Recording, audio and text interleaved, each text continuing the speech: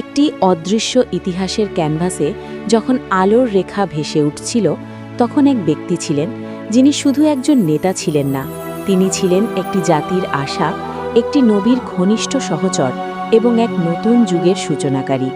হযরত আবু বকর সিদ্দিক রাদিয়াল্লাহু নামটি ইতিহাসের পাতায় অমর হয়ে আছে, একটি নাম যা শুধু মুসলিমদেরই নয়, সমগ্র মানবজাতির জন্য এক অনন্য দৃষ্টান্ত।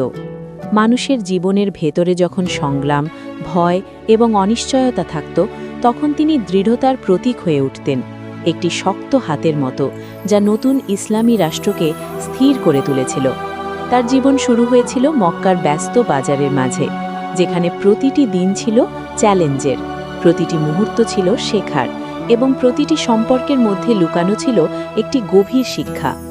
শৈশবকালেই হযরত আবু বকর রাদিয়াল্লাহু দেখিয়েছিলেন অদম্য সাহস, সততা এবং নৈতিকতার পরিচয়। তার পরিবার ছিল মর্যাদাপূর্ণ এবং সমাজে তার খ্যাতি ছিল অখণ্ড। ছোটবেলায় তিনি শিখেছিলেন মানুষের প্রতি সদয় হওয়া, ন্যায়পরায়ণতা এবং সততার মান। এই গুণগুলো পরবর্তীতে তাকে ইসলামের প্রথম রাষ্ট্র পরিচালনার ক্ষেত্রে অপরিহার্য শক্তি জুগিয়েছে। যখন তিনি যুবক হন, তখন মক্কার সামাজিক ও রাজনৈতিক অবস্থা ছিল জটিল। বাণিজ্যিক প্রতিদ্বন্দ্বিতা, বর্ণবৈষম্য এবং রাজনৈতিক অস্থিরতা চারপাশে প্রকট হয়ে দাঁড়িয়েছিল। সেই সময়ের মুসলিম সম্প্রদায় ছিল অত্যন্ত ক্ষুদ্র, কিন্তু তাদের হৃদয়ে ছিল অদম্য বিশ্বাস এবং বিশ্বাসের শক্তি। নবীর ঘনিষ্ঠ সহচর হযরত আবু বকর রাদিয়াল্লাহু এর জীবনের আসল পরিধি খোলে যখন তিনি নবী মুহাম্মদ সাল্লাল্লাহু আলাইহি ওয়াসাল্লামের সঙ্গে দেখা করেন। সেই মুহূর্ত থেকে শুরু হয় একটি ইতিহাস যা শুধুমাত্র ব্যক্তিগত সম্পর্ক নয়, বরং সমগ্র মুসলিম জাতির জন্য এক যুগান্তকারী যাত্রা। নবীর আহ্বান তিনি গ্রহণ করেন অবিলম্বে, কোনো দ্বিধা ছাড়াই। ইসলামের পথে তার এই প্রথম পদক্ষেপ ছিল সাহসিকতার অনন্য দৃষ্টান্ত। তিনি ছিলেন সেই ব্যক্তি যিনি বিপদের সময় নবীর পাশে দাঁড়িয়েছিলেন, যারা নবীর উদ্দেশ্যকে সমর্থন করতেন এবং যিনি বিশ্বাস এবং নৈতিকতার মেলবন্ধনে সমগ্র সমাজকে একত্রিত করার প্রাথমিক ভিত্তি স্থাপন করেছিলেন। হিজরতের সময় যখন মক্কার লোকেরা নবীকে হত্যা করার ষড়যন্ত্র করছিল, তখন হযরত আবু বকর রাদিয়াল্লাহু নবীর পাশে ছিলেন। এই যাত্রা ছিল বিপজ্জনক। রাতের অন্ধকারে শত্রুদের চোখের আড়ালে তারা পথ চলতেন, কিন্তু তার দৃঢ়তা, সাহস এবং অবিচল সমর্থন নবীকে নতুন মাটিতে পৌঁছতে সাহায্য করেছিল। এই যাত্রা শুধুমাত্র একটি স্থানান্তর নয়, এটি ছিল নতুন ইসলামী রাষ্ট্রের জন্মের প্রথম ধাপ। খালিফার দায়িত্ব গ্রহণ 632 খ্রিস্টাব্দে নবী মুহাম্মদ সাল্লাল্লাহু আলাইহি ওয়াসাল্লামের মৃত্যু একটি বিশাল শূন্যতা তৈরি করেছিল। মুসলিম সম্প্রদায় আতঙ্কিত, বিভ্রান্ত এবং অনিশ্চয়তার মধ্যে নিমগ্ন। তখনই হযরত আবু বকর রাদিয়াল্লাহু তার দায়িত্ব গ্রহণ করেন।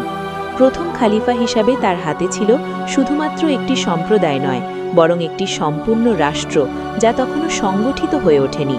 তিনি বুঝতে পারছিলেন, একদিকে আছে ধর্মীয় দায়িত্ব, অন্যদিকে আছে রাজনৈতিক ও সামাজিক স্থিতিশীলতা বজায় রাখা।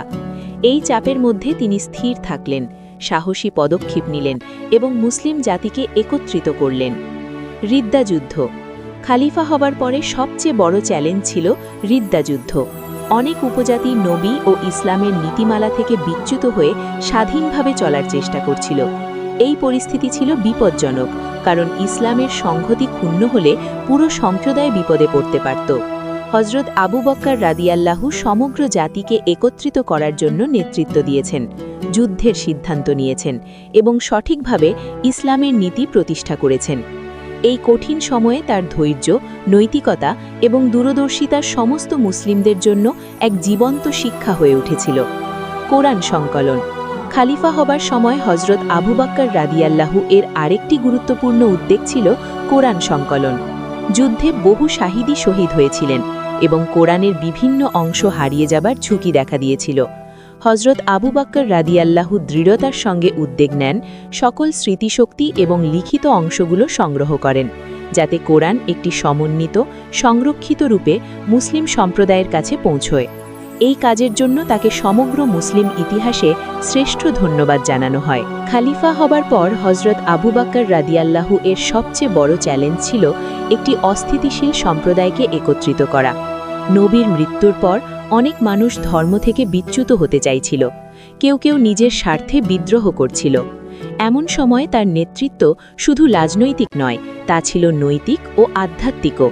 তিনি মুসলিম সম্প্রদায়কে বোঝাতে চেয়েছিলেন যে ইসলামের নীতি ও সংহতি ছাড়া তাদের নিরাপত্তা এবং সমৃদ্ধি সম্ভব নয়। তিনি শান্তভাবে কিন্তু দৃঢ়ভাবে সকল বিদ্রোহী উপজাতিকে শান্তিপূর্ণ সমাধানের পথ দেখিয়েছেন। তার নেতৃত্বে মুসলিম সম্প্রদায় বুঝতে পারল যে কোনো চ্যালেঞ্জকেই তারা ধৈর্য, ন্যায় এবং ঈমানের সঙ্গে মোকাবিলা করতে পারে। হযরত আবু বকর রাদিয়াল্লাহু দেশের প্রতিটি কোণে পৌঁছেছেন, গুরুত্বপূর্ণ নেতাদের সঙ্গে আলোচনা করেছেন, সমস্যা সমাধানের চেষ্টা করেছেন এবং প্রতিটি সিদ্ধান্তে ন্যায় এবং ধর্মীয় নীতি বজায় রেখেছেন। তার দূরদর্শিতা এবং সংযম মুসলিম সম্প্রদায়ের মধ্যে একটি অদৃশ্য শক্তি সৃষ্টি করেছিল। মানুষ তার কাছে শুধু একজন খালিফা হিসাবে নয়, বরং একজন অভিভাবক, একজন আস্থা এবং ন্যায়পরায়ণ নেতা হিসাবে দেখত। এই সময়ের মধ্যেই ইসলামী রাষ্ট্রের প্রথম ভিত্তি স্থাপন হয়, যা পরবর্তী সকল খালিফাদের জন্য পথ প্রদর্শক হয়ে যায়। খালিফার নৈতিক নেতৃত্ব। হযরত আবু বকর রাদিয়াল্লাহু এর খালিফা জীবনে সবচেয়ে বড় শিক্ষা ছিল নৈতিক নেতৃত্বের গুরুত্ব। তিনি কখনো ব্যক্তিগত স্বার্থকে সামনে রাখতেন না, সবকিছুই ইসলামের নীতি এবং সম্প্রদায়ের কল্যাণের জন্য করতেন। তার সাধাসিধে জীবন, সততা এবং দৃঢ় বিশ্বাস সবাইকে অনুপ্রাণিত করত। তিনি দেখিয়েছেন যে সত্য এবং ন্যায়ের ভিত্তিতে নেতৃত্ব নিলে মানুষ স্বতঃস্ফূর্তভাবে সমর্থন দেয়, বিদ্রোহীও শান্ত হয়ে যায়। তিনি প্রতিটি সমস্যার সমাধান করতেন দয়া এবং ন্যায়ের সঙ্গে। তার কাছে ক্ষমতা মানে ছিল দায়িত্ব, আর দায়িত্ব মানে ছিল মানুষের কল্যাণ। মুসলিম সম্প্রদায়ের লোকেরা তার কাছ থেকে শিখেছিল যে একজন নেতা কেবল শক্তি প্রদর্শনের জন্য নয়, বরং মানুষকে সঠিক পথে পরিচালিত করার জন্য থাকে। এই নৈতিক দৃষ্টিভঙ্গি ইসলামী রাষ্ট্রের স্থিতিশীলতা বজায় রাখতে একটি শক্ত ভিত্তি হিসাবে কাজ করে। সামাজিক ও অর্থনৈতিক সংস্কার। হযরত আবু বকর রাদিয়াল্লাহু এর খিলাফা সময় মুসলিম রাষ্ট্রের সামাজিক এবং অর্থনৈতিক সংস্কারের দিকে বিশেষ মনোযোগ দেওয়া হয়। তিনি জানতেন, রাষ্ট্র যদি অর্থনৈতিকভাবে দুর্বল হয় তাহলে ধর্মীয় স্থিতিশীলতাও ধ্বংস হতে পারে। তিনি কর ব্যবস্থা এবং সম্পদ বিতরণের ন্যায় এবং সমতা বজায় রাখার জন্য কঠোর পদক্ষেপ নেন। দরিদ্র ও অসহায় মানুষদের জন্য বিশেষ প্রোগ্রাম চালু করেন, যাতে তারা কোনোভাবেই অনাহার বা দুর্ভিক্ষে না ভোগেন।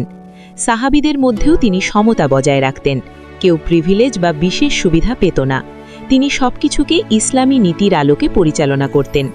এই সময়ে রাষ্ট্রে ব্যবসায়িক কার্যক্রম, বাণিজ্য এবং কৃষিকাজ সবই ইসলামী নীতির সঙ্গে সামঞ্জস্য রেখে পরিচালিত হয়। এই সংস্কার এবং ন্যায়পরায়ণ নীতি মুসলিম সম্প্রদায়ের মধ্যে গভীর বিশ্বাস এবং আস্থা তৈরি করেছিল। চ্যালেঞ্জ এবং সংকট। যে কোনো নতুন রাষ্ট্রের জন্ম মানে চ্যালেঞ্জ। হযরত আবু বকর রাদিয়াল্লাহু এর খিলাফা সময়ও অনেক সংকট দেখা দিয়েছিল। কিছু উপজাতি ইসলাম থেকে বিচ্যুত হতে চাইছিল, কেউ কেউ রাজনৈতিক সুবিধার জন্য বিদ্রোহ করছিল।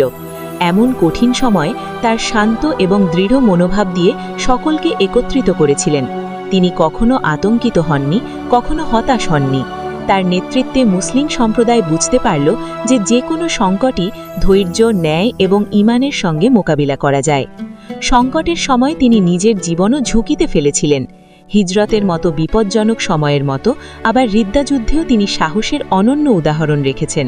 তার এই শক্তি এবং দৃঢ় মনোভাব মুসলিমদের মধ্যে এক অদৃশ্য সাহসের সঞ্চার করেছিল। মানুষ দেখেছিল যে তাদের খালিফা কেবল আপ্রশাসক নয়, বরং একজন অভিভাবক, যিনি বিপদের সময়ও তাদের পাশে থাকবে। ইসলামী ঐক্য প্রতিষ্ঠা। হযরত আবু বকর রাদিয়াল্লাহু এর খিলাফা সময়ে মুসলিম সম্প্রদায়ের জন্য সবচেয়ে বড় অবদান ছিল ইসলামী রাষ্ট্রের স্থিতিশীলতা এবং মুসলিম সম্প্রদায়ের ঐক্য। তিনি প্রমাণ করেছেন যে সত্যিকারের নেতৃত্ব মানে কেবল শক্তি নয়, বরং মানুষের হৃদয়ে আস্থা এবং বিশ্বাস তৈরি করা। তার শিক্ষা, নৈতিকতা এবং সংগ্রাম পরবর্তী খালিফাদের জন্য এক অনন্য দৃষ্টান্ত স্থাপন করেছে। তার চিরস্থায়ী প্রভাব আজও মুসলিম সম্প্রদায়ের মধ্যে অনুভূত হয়। ইসলামের ইতিহাসে তার নাম এক জ্বলন্ত নক্ষত্রের মতো উজ্জ্বল। মুসলিমরা তাকে স্মরণ করে সাহস, ন্যায়, সততা এবং ধর্মপ্রাণতার প্রতীক হিসাবে। তার জীবন আমাদের শেখায় যে সত্যিকারের নেতা শুধুমাত্র ক্ষমতা এবং পদবি দ্বারা নয়, বরং ন্যায়, ধর্ম এবং মানুষের কল্যাণের মাধ্যমে মানুষকে নেতৃত্ব দেয়। হযরত আবু বকর রাদিয়াল্লাহু এর জীবন এবং খিলাফা যাত্রা আমাদের শেখায় যে নেতৃত্ব মানে শুধুমাত্র প্রশাসন নয়, বরং নৈতিকতা, শিক্ষা, ধৈর্য এবং মানুষের কল্যাণের প্রতি আন্তরিকতা। তিনি ইসলামের প্রথম রাষ্ট্রকে একটি শক্ত ভিত্তিতে দাঁড় করিয়েছেন, যা পরবর্তী যুগের জন্য এক স্থায়ী দৃষ্টান্ত। তার সংগ্রাম, দয়া, ন্যায়পরায়ণতা এবং দৃঢ় বিশ্বাস মুসলিমদের জন্য চিরকালীন শিক্ষার উৎস। একজন নেতা হিসাবে তার অবদান, একজন মানুষ হিসাবে তার সততা এবং একজন মুসলিম হিসাবে তার ঈমান সব মিলিয়ে হযরত আবু বকর রাদিয়াল্লাহু এর জীবন আমাদের শেখায় যে সত্যিকারের শক্তি আসে আস্থা, ন্যায় এবং ঈমান থেকে। তার জীবন ও খিলাফা শুধু ইতিহাস নয়, বরং আজও আমাদের জন্য এক প্রেরণার বাতি, যা আমাদের দেখায় যে সংগ্রাম, ধৈর্য এবং ন্যায়পরায়ণ নেতৃত্বই একটি জাতিকে স্থিতিশীল এবং মর্যাদাপূর্ণ করে তোলে।